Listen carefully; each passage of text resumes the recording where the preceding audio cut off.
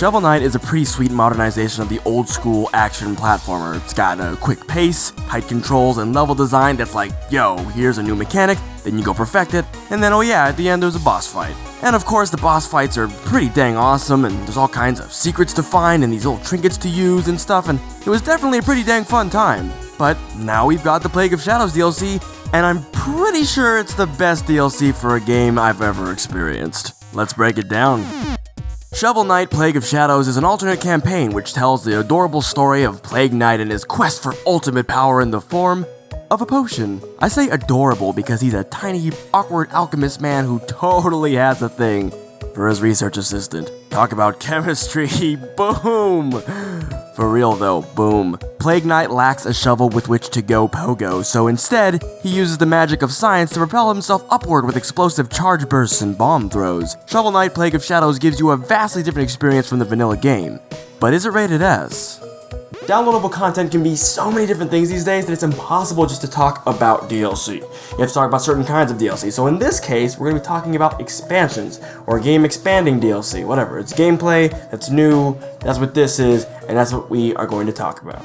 Before I can talk about why Plague of Shadows is so fantastic, I have to talk a little about Shovel Knight. This beshoveled knight is in so many ways a generic adventure game hero. He has his one particular weapon which he uses for pretty much everything from hurting bad people to actually digging, which makes sense. Some incredibly rich nomadic dog has been keeping pretty busy in this world, burying shit everywhere. Of course, that's how you deliver a strong adventure experience. You craft the world around the capabilities of the hero. Imagine if Mario had to drive a tank, or if Lara Croft had to survey an actual archaeological dig site. She'd probably be a little bummed at the lack of ghosts and dinosaurs and stuff. That said, hitting things with the shovel is pretty straightforward action-ness. The pogo mechanic is fun, very fun, but for the most part, even that was used mostly for mobility and platforming purposes. So because of that, the action elements of Shovel Knight, which are still quite fun, don't get me wrong, weren't as intriguing as the platforming elements and the level design, which is totally fine,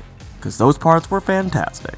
This is an action platformer, not an action platformer. You know, like with the action italicized. Sure, there's plenty of bad stuff trying to kill you by gently rubbing against you, something about action heroes having severe allergic reactions to touching their enemies, but for the most part, the bad guys are simply there to make the platforming challenges more difficult. Defeating them isn't in itself particularly rewarding, outside of the larger enemies, and the bosses are so good. They utilize their space well, they give you plenty of opportunities to make use of the different relics that you can unlock throughout the game, and they are definitely where the action shines.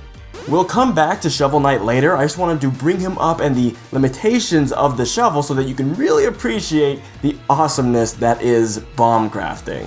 Plague Knight throws bombs from an infinite supply of his handcrafted bomb-coctions hammer space. And by handcrafted, I mean by your hands, because you get to put them together yourself. So here's how bomb crafting works. If you're playing on the Wii U, you can do it on the fly with the gamepad or in the inventory menu everywhere else. You freely select from different casings, powders, and fuses. A bomb's casing decides how the bomb is thrown, such as lobs versus like an orbiting magical circle thing. A bomb's powder dictates in what fashion it deals damage and how much, so some powders are more about utility, like climbing up the walls, and some are just about big ol' explosions, which is good. But a bomb's fuse indicates how long it takes to explode, or more broadly put, its triggering mechanism, such as with these fancy sentry bombs. On top of making your own bombs to hurl at enemies, you also get to change the effect of your charge jump, called a burst, and Plague Knight still has his own relics.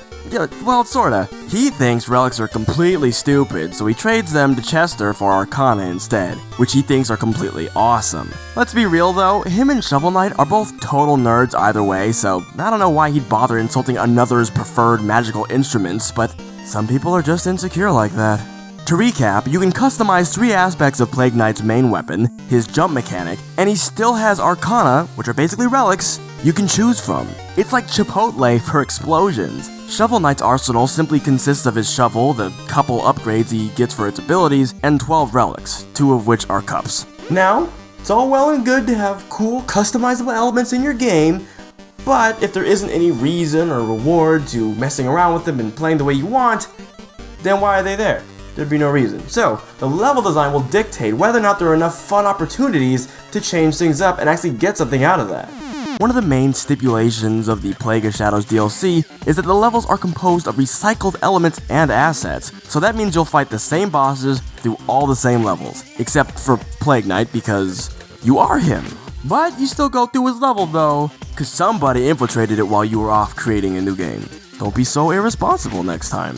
To be certain, and upfront, none of the levels can be solved in the same way purely because there's no pogo. There are rooms in the levels which are exactly the same as they were in Shovel Knight's campaign that still have to be solved differently. Like for instance, there's this room in Tinker Knight's level with the cog cannon wielding welder dudes with poor posture leading up to the rocket powered Castlevania Medusa head impersonating knives and ladders room. You know what I'm saying? As Shovel Knight, solving the cog shooters isn't too tough because you can just pogo them to death. Which is kind of terrifying, if you think about it. But Plague Knight can't do that. Plague Knight has to craft some sort of bomb that's best for taking them out, such as with the lob casing or the wall climbing powder. Then, in the subsequent room, Plague Knight can't pogo off the knives, so he has to maneuver around them in a different way, that are just used as smoke bomb arcana, but even that requires time to activate and isn't nearly as safe as the phase locket. Regardless of how, this is the sort of situation you'll encounter in every level of the game. Similar rooms requiring different approaches or having different solutions.